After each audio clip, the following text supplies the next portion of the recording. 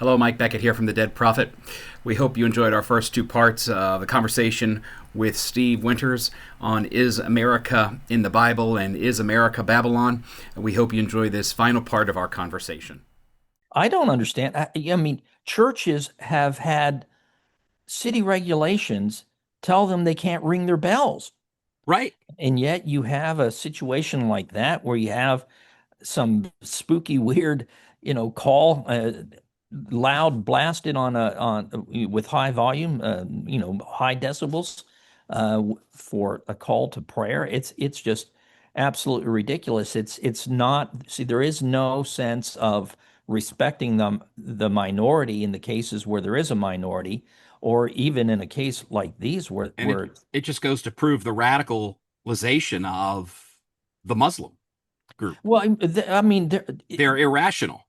well, to tell you the honest to God truth, right? I mean, is there such a thing as a radical Muslim? I think not. I think there are Muslims that believe and Muslims that are nominal, and any Muslim that believes It's is radical. is radical. I mean, to some degree. I mean, there's a continuum, right? There's some variation between how radical they may be, but it's if you look at the Quran and see what it is calling for Muslims to do in obedience to their religion.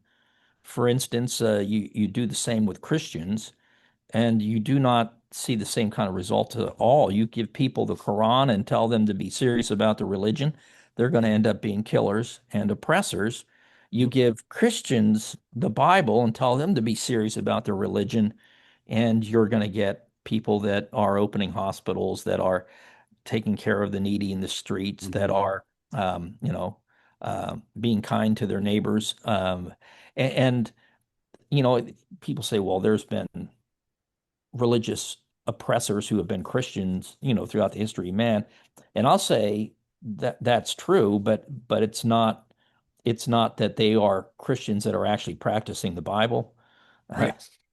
um, Whereas you these Muslims are practicing the Quran and all of the other writings that come along, and their writings in and of themselves, in several places, debunk the whole legitimacy of Muhammad and insult the deity and the love of God by saying that God is a swindler and he likes to play tricks on people and yeah, yeah, so yeah, well, there's so many things in there their is own a writings that spiritual. disprove and disbunk the whole Well, I belief mean, system. they're following a spiritual being.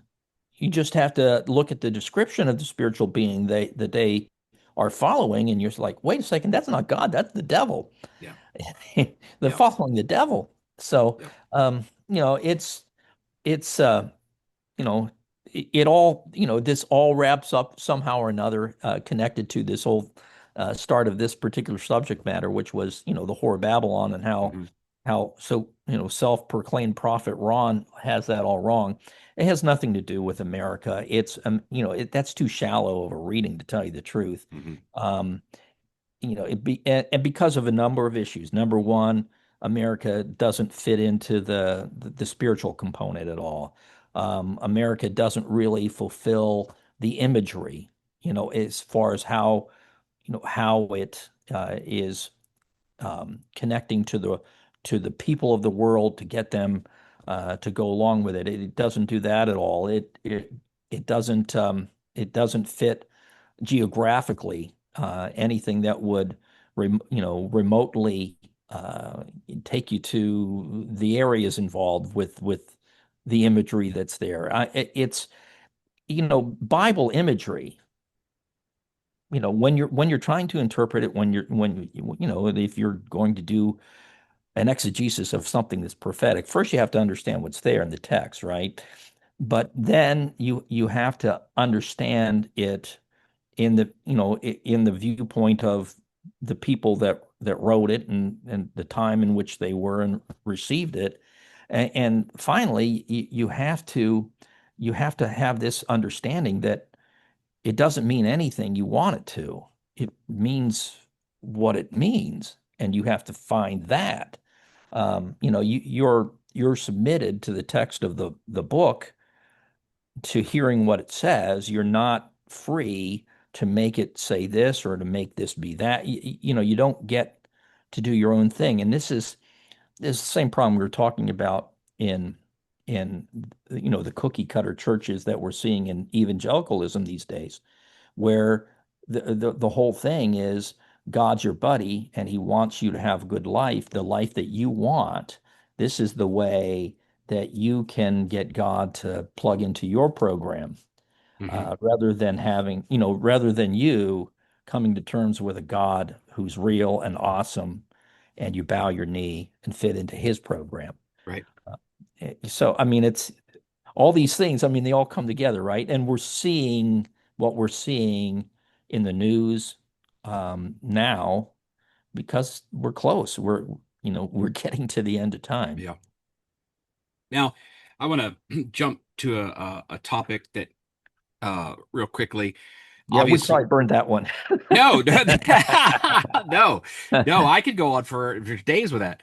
Um, but I want to talk about Christian nationalism for a minute here.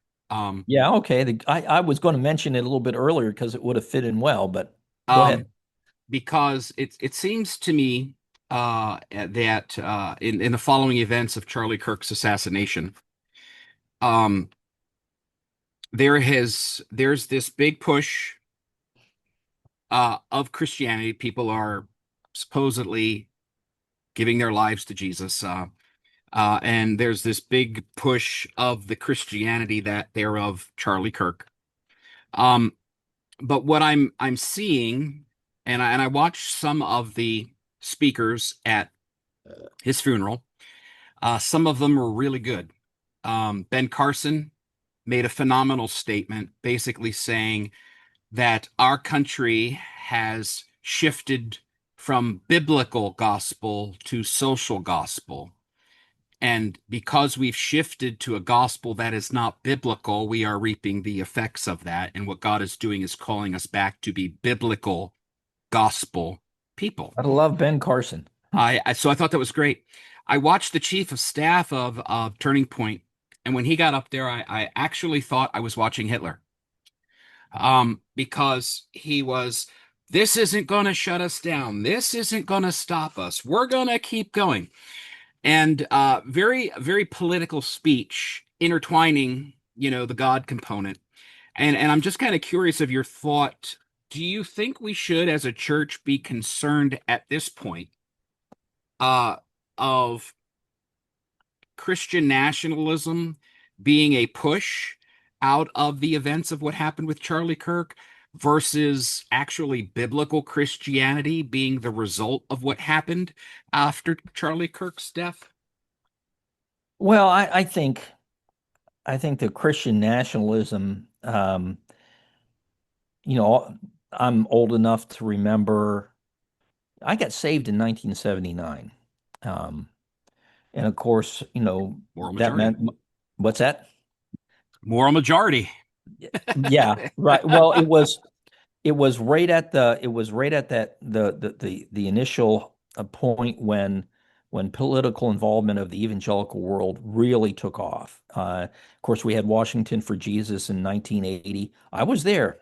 I was sitting on the mall, listening to Yeah. couldn't understand a word anyone was saying way up on the platform, because that it just was bouncing around everywhere and all blah blah blah, just that kind of a thing.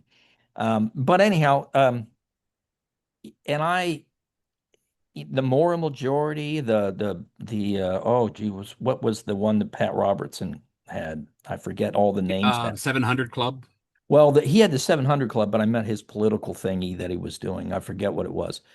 But I mean, we were all very much on board to getting, involved politically, and that meant, getting registered to vote and getting involved with civic affairs, and trying to bring the witness of Christ to all areas of life. It wasn't at that point in time like, the the five mountains and whatnot that you get with the NAR and Oh all yeah, that seven kind of mount stuff. mandate. Yeah. Or Hmm. seven mountains, that's right. I'm sorry. It wasn't spelled out that way. It was mainly that abortion had been running wild and just so much innocent blood had been spilled, and that that was going to bring the wrath of God to this country. And at that point in time, the urgency at the end of time wasn't quite so pressing as it has been of late. But what really motivated all of us in being involved with that was just the thought that we could make a difference, right? And we could bring revival to this country and set it on a route toward blessing and effectiveness in world evangelism, right? I mean, that was there, but very very shortly thereafter. I mean, even by the mid '80s, it was beginning to like kind of show itself as being not so much about that idealism, but just a naked and raw grasp for power. And I think that through the '90s, that became abundantly clear. So, by the time 2000 rolled around, most of us who had been young and imbibing some of those kinds of feelings back in the late '70s and early '80s, we had become totally disillusioned with something that had shown itself over time to just be about more than anything else. Let's make America safe to be Christian. And that took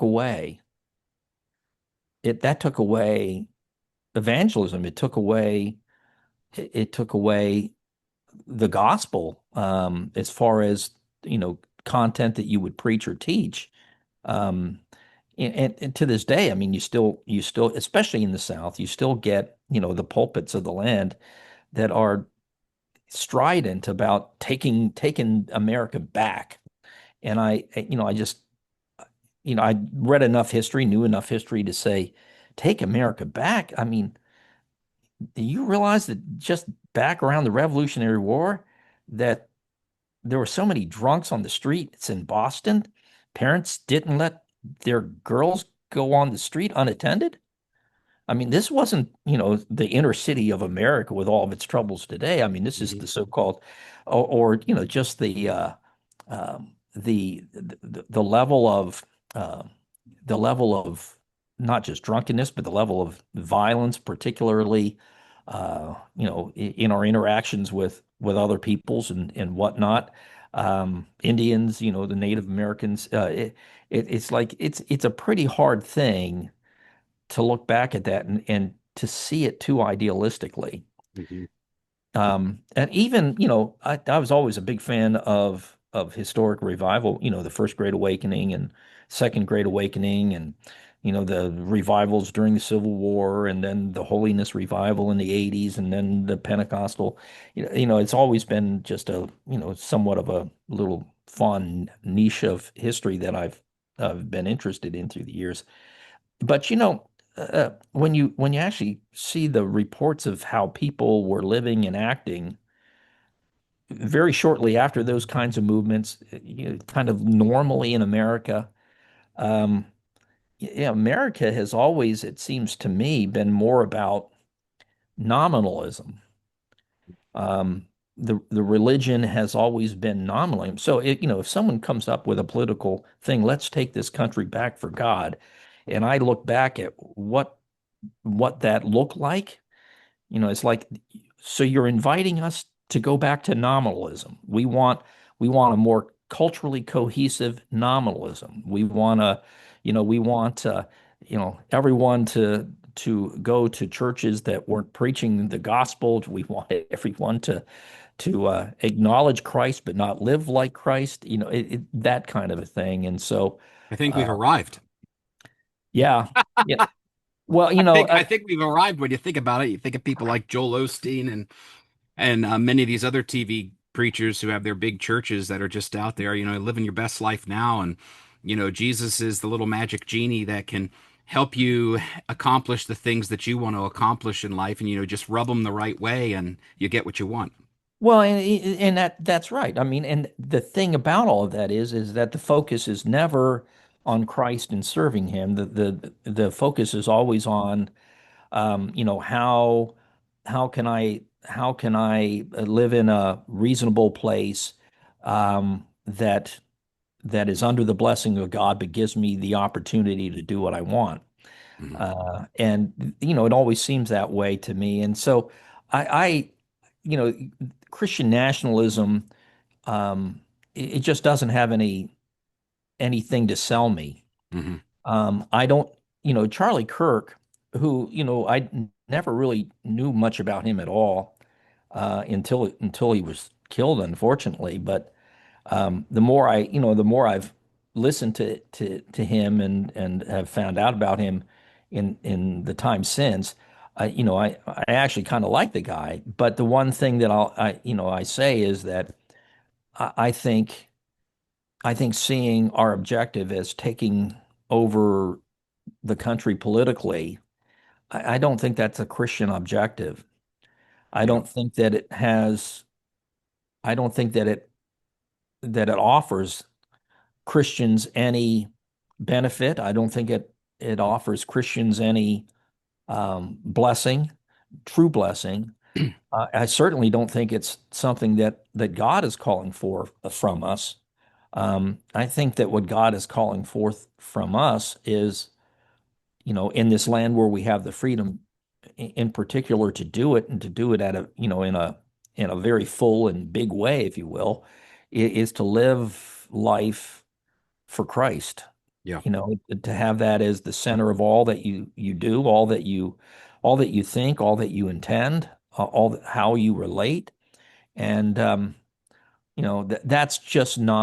that's not what Christian nationalism is about. Christian nationalism is not about Take living like Jesus. It's Christian nationalism is about power. um, power, pure and simple. That's it.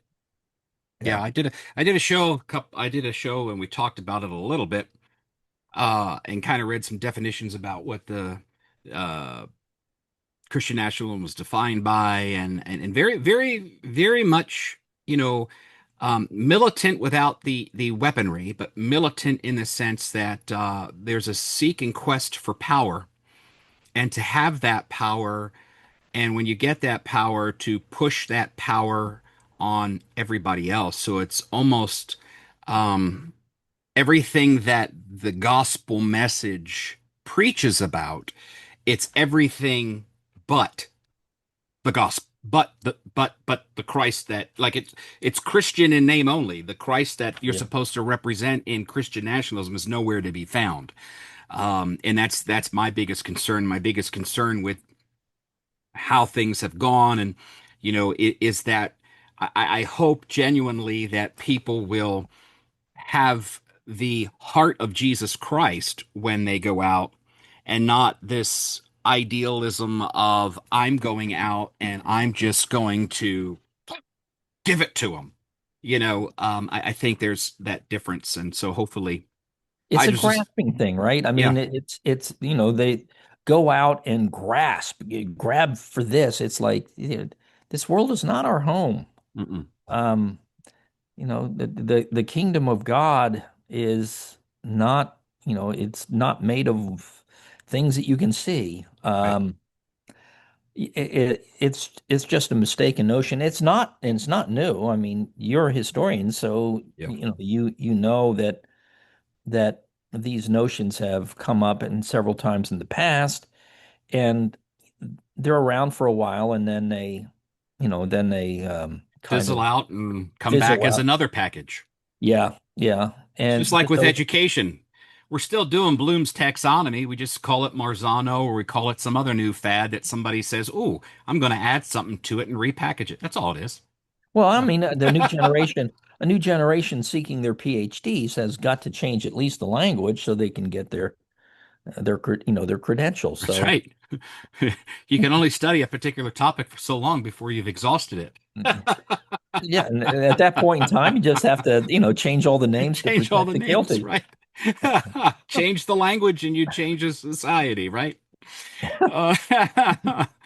Uh, Steve, well, it was good to have you on the show. Like I said, when I sent that to you and you responded back to me, I'm like, this sounds like a great little topic to talk about. And definitely with the Rick Pearson's and his Thinking America is Babylon. I was like, I got a chuckle, and I was like, that's why I had to send it to you. And I'm glad we were able to touch base and connect and put something together. Well, So, if we ever, if if we're still around and the Lord hasn't swapped us out of or swiped us out of here, we can always talk sometime about the connection between Revelation chapter 13 and what we are starting to see with AI. ooh. There's another one that's kind of interesting. Well, yeah, we'll have to put that on the calendar here soon, and we'll come back and talk about that. That'd be great. All right. Well, it was good to have you on the show. Mike Beckett here from The Dead Prophet. Encourage you to continue to live a life as a disciple of Christ. And we're here. We're bringing a biblical worldview and real life collide. So we'll see you next time here on the show. Have a great day. Bye bye. See you later.